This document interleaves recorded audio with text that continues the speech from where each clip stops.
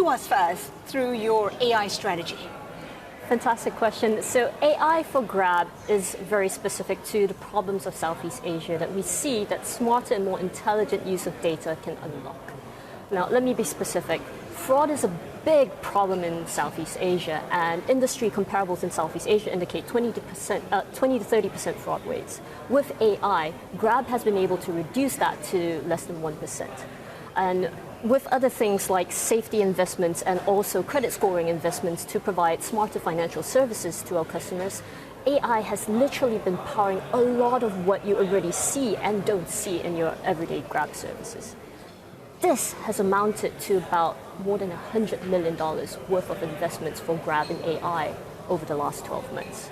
And because it's such an important area, we want to increase and grow that even further to $150 million going forward.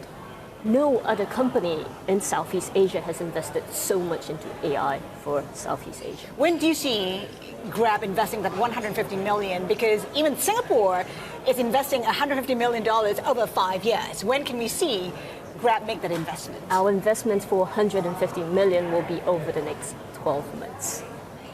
Where will the money go to in particular? I think it's a two-way thing that we're thinking about. There's the concept of breadth as well as depth.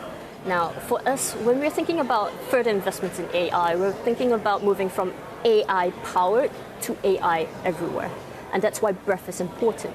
AI is very, very important technology that we want not just our 2,000 technologists globally to think of and be empowered and skilled to use, but we also want all of our non-technologists, whether it's a marketing grabber, an operational grabber, a strategist, to know enough about AI so they can understand how it can be more smartly used to spot daily opportunities to solve different customer problems. That's on the breadth front. On the depth front, it's in further investing into specific AI technologies that are extremely relevant to the customer problems that we're trying to solve. For example, NLP for better translations for the many different languages and dialects that you see in Southeast Asia. Fly north, south, east, west from Singapore, and you'll hit probably 50 different languages and dialects within a 1-hour radius, right? And beyond that, as I mentioned, fraud, safety, trust, really important for us. Personalization, marketplace optimization, and also mapping and geo. You've talked about getting inspiration from China for AI. What exactly do you mean? What kind of inspiration have you had? I think there are some things that we continue to get inspiration from all the global best players in the world. And what's most important for us is using technology for the sake of solving specific customer problems. And that's the same for AI. So we don't build AI for the sake of AI.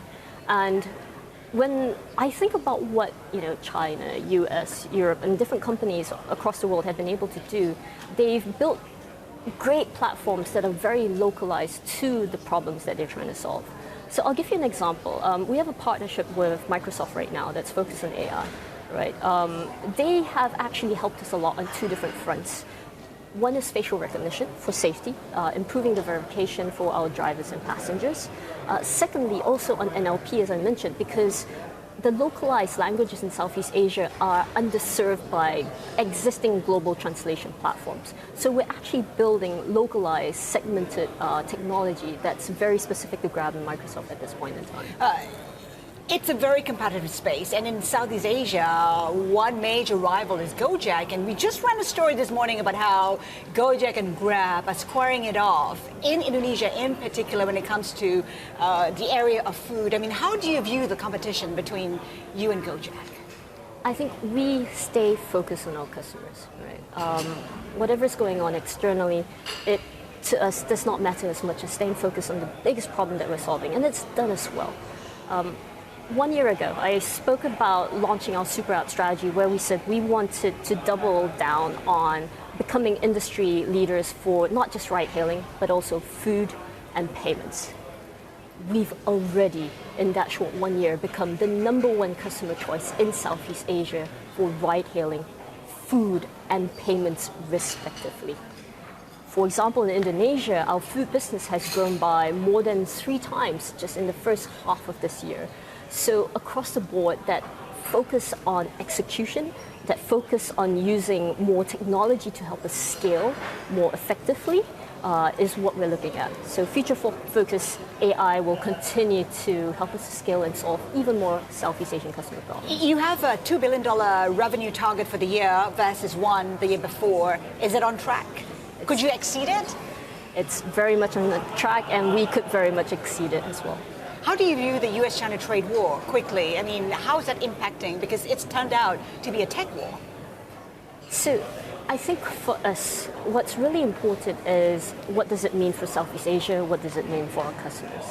And the interesting thing is, right now, Southeast Asia is still very much an investment hotspot for US companies alike, Chinese companies, China, and even beyond, right? So these tailwinds of the growing middle class, increased technology usage, is a growth trajectory that we're happy to see, and one we want to provide more customer services on. Long term, though, I think what's really important to us as we think about continuing to grow Grab into the future generations to come, whether or not, whatever macroeconomic indicators are going on out there, whether it's high, low, up, down, we're building a durable business, and one that we want to find the best latest technology to help us scale more effectively and efficiently.